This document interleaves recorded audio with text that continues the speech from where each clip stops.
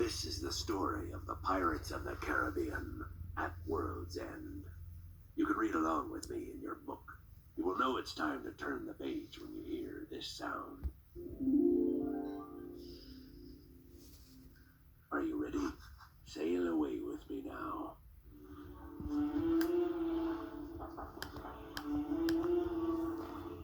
At the docks in Singapore, a woman's voice rose through the swirling fog.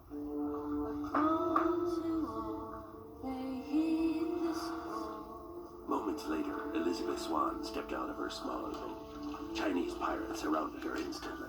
Their leader, Tai Wang, glared at her. Dangerous song to be singing, for any who are ignorant of its meaning. Suddenly, Captain Hector Barbosa appeared beside Elizabeth. Your Majesty's expecting us. In a crumbling bathhouse, Sao Feng was waiting. He had caught Will Turner trying to steal his ancient navigational charts to the world beyond this one, and he was suspicious. You intend to attempt a voyage to Davy Jones' log. Why? Barbosa tossed Sao Feng a silver piece of 8. We must convene the Brethren Court. The East India Trading Company, led by Lord Cutler Beckett, was challenging the pirates' rule of the seas. The Brethren had to fight or lose their way of life forever. But one pirate lord was missing. Jack Sparrow holds one of the 9 pieces of 8. So we must go and get him back.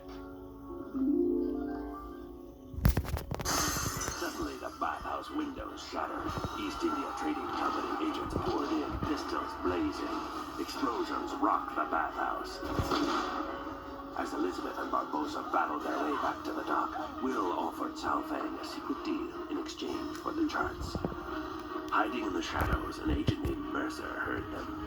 He rushed to tell Beckett what he had learned. The Brethren were convening, but he didn't know where. For days, Barbosa and his crew sailed through silent, frozen seas. Will studied the ancient charts, rotating the circles and trying to decipher the strange words. Over the edge. Over again. Sunrise sets. Flash of green. One of the crew, named Pintel, explained the flash of green. It signals when a soul comes back to this world from the dead. In the distance, Will saw white mist stretching to infinity. Raging water thundered and roared as it pulled the ship over an endless waterfall into darkness. They had reached the edge of the world.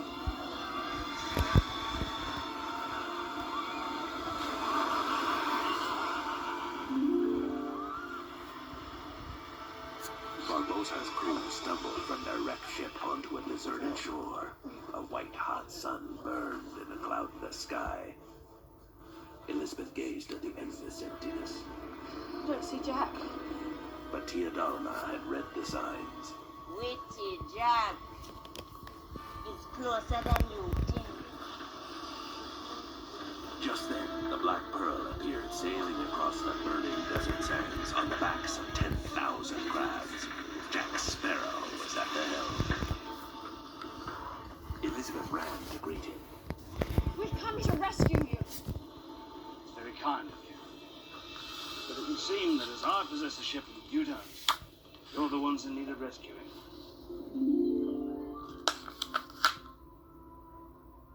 But no one knew how to return to the land of the living. If they didn't escape before sunset, they were doomed to sail between the worlds forever. Jack studied the chart's mysterious words. Up is down. Suddenly, they understood. They had to roll the boat over. Jack and crew raced from one side of the ship to the other, rocking it wildly. As the sun began to sink, Jack shouted, Now up is down. The Black Pearl rolled over and spun back up.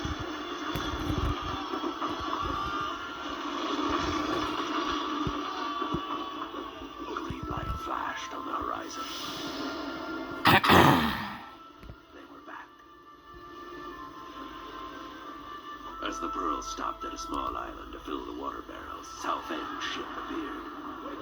And right behind was Beckett on the Endeavor. promised to deliver Jack in exchange for command of the Pearl. I need the pearl. That's the only reason I came on this voyage. Jack was escorted to meet Beckett. He wanted information. Who are the pirate lords? Where do they meet you? If Jack refused to tell, he would hang. At last, Jack agreed to lead Beckett to Shipwreck Cove. But being tricky Jack Sparrow, he had his own plans. Meanwhile, Barbossa tried to convince Sao Feng to help them escape. Sao Feng thought the odds were too great against them. They have the butcher. Now the pearl! And what do the brethren have? Calypso, the goddess herself, bound in human form. Sao Feng agreed on one condition. Elizabeth would come with him. Driving Beckett's men from the Pearl, Sao Feng sailed away on the Empress under cover of cannon fire from the Pearl. Jack flipped the cannon over, tied a rope to its base, and swung back to the Black Pearl. Tossing Will in the brig, Jack set sail with the Endeavor and Flying Dutchman in pursuit.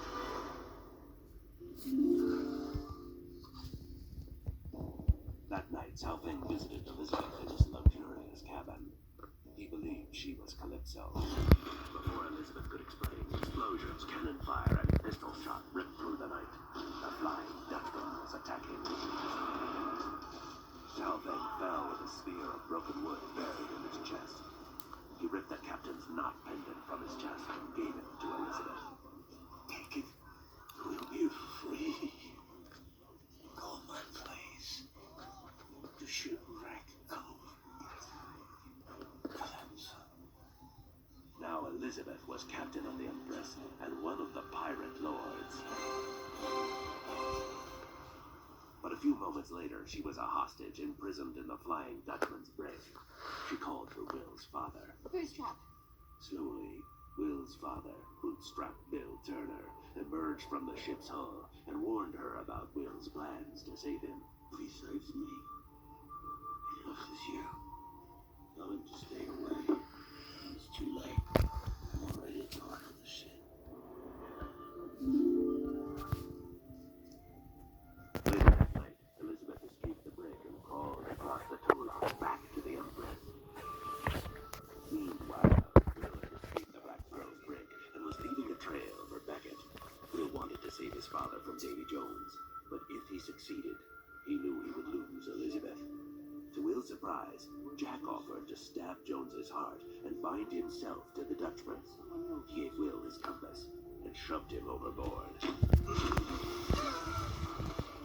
Our regards to Davy Jones. When Beckett and Jones plucked Will from the sea, he presented his demands. You will free my father. And you will guarantee his safety. Along with my own. Then he held up Jack's compass. What is it you want most? The circles of double-crossing deals, betrayals, and secret plans were drawing tighter. And at their center was Shipwreck Cove. As the rocky cliffs of Shipwreck Island came into view, Teodalma commanded Barbossa to force the brethren to free her. Barbossa refused. It took 9 pirate lords to bind you, Calypso. And it'll take no less than 9 to set you free. He threw her in the brig and sailed into an enormous dark tunnel hidden in the cliffs. Deep in the island, the brethren were gathered for the first time in many lifetimes. Barbossa called them to order. I shall deem this the 4th Brethren Court. Your pieces of 8, my fellow captains. One by one, the pirate lords tossed their pieces of 8 into a wooden bowl. But Jack fingered the circlet coin in his braid and hesitated.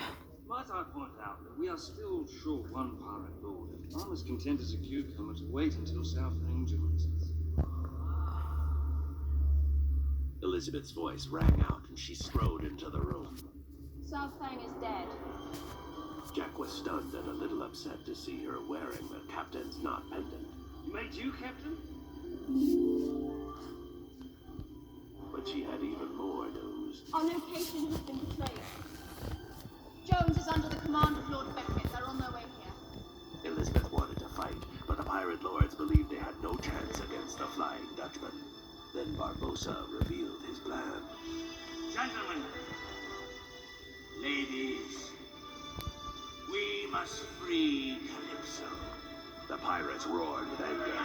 The gathering quickly disintegrated into a pushing, shoving, yelling, kicking brawl.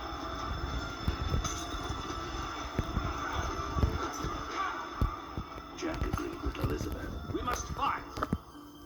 But according to the pirate code, an act of war could only be declared by a pirate king, and that meant electing one.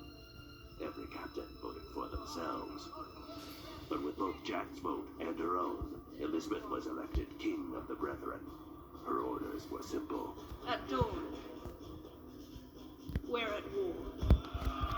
Amidst the cheers and shouts, Jack saw Ragetti take the bull with the pieces of 8, but he kept quiet. The pieces of his own plan were now in place. At dawn, the Black Pearl and the pirate fleet prepared for battle. As the Endeavor sailed into view through the morning fog, the pirates screamed their blood-curdling battle cries. Then the fog lifted, and silence fell. Hundreds of ships, the entire armada of the East India Trading Company, surrounded them. The Flying Dutchman was in the lead. All eyes turned to Jack, but he had only one suggestion. Parley?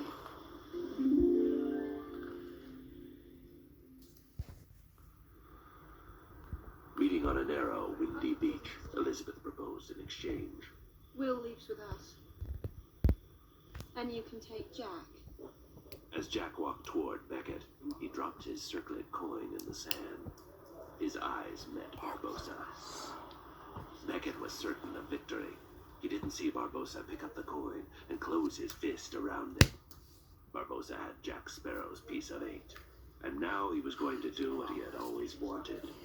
Release Calypso. Back on the Pearl, Ragetti tied Diedrich to the mast and bound her hands. Barbossa tore the captain's knot from Elizabeth's throat, dropped it in the bowl, and set the pieces on fire. Then Ragetti spoke. Calypso, release your human bonds. Diedrich began to grow. The ropes and manacles snapped as she rose towering above them. Barbossa knelt before her. Release your fury upon those who dare pretend themselves your masters. Or mine. Calypso screamed. Then she dissolved onto the deck in the form of 10,000 crabs. They scurried over the side of the ship. She was gone. And so were Barbossa's hopes.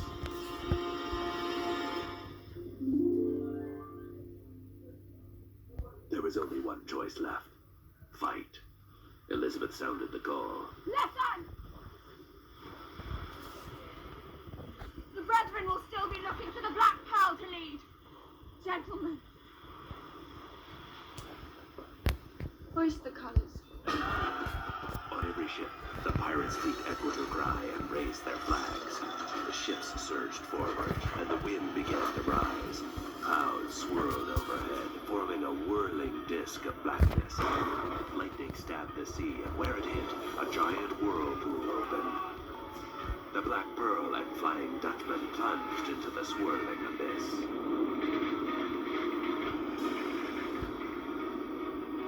The two ships spun closer, their giant masts tilted toward each other. Jones' crew swarmed onto the Black Pearl, fighting beside Elizabeth. Will shouted over the din. Elizabeth!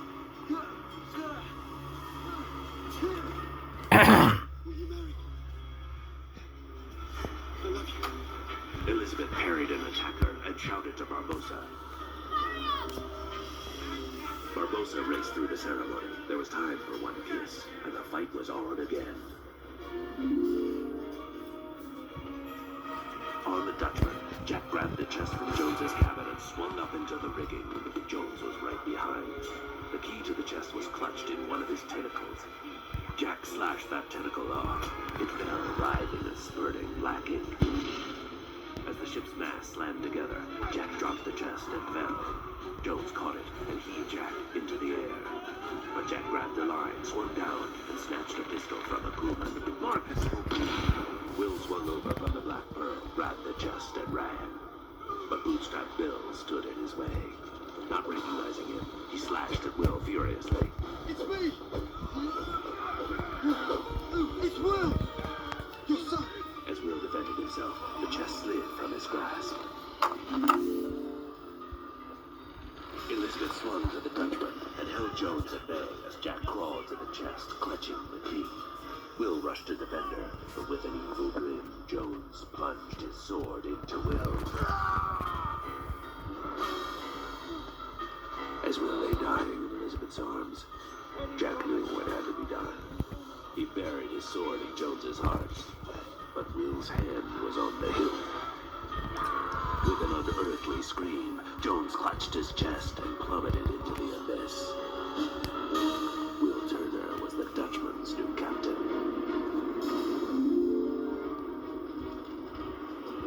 But the Dutchman was dragging the Black Pearl into the abyss. Firing cannons, Barbossa blasted the tangled masts apart. Holding Elizabeth, Jack swung off the Dutchman as it vanished beneath the waves.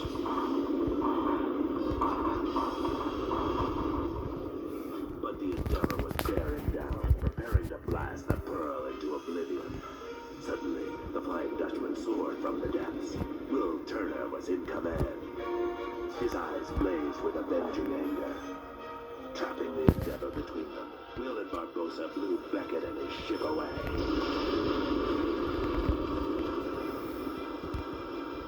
The battle was won.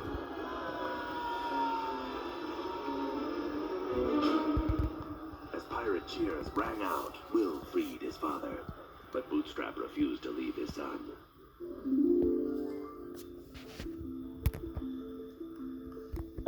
On a deserted beach, Elizabeth met Will one last time. She promised to keep the chest safe for his return. Then he was gone.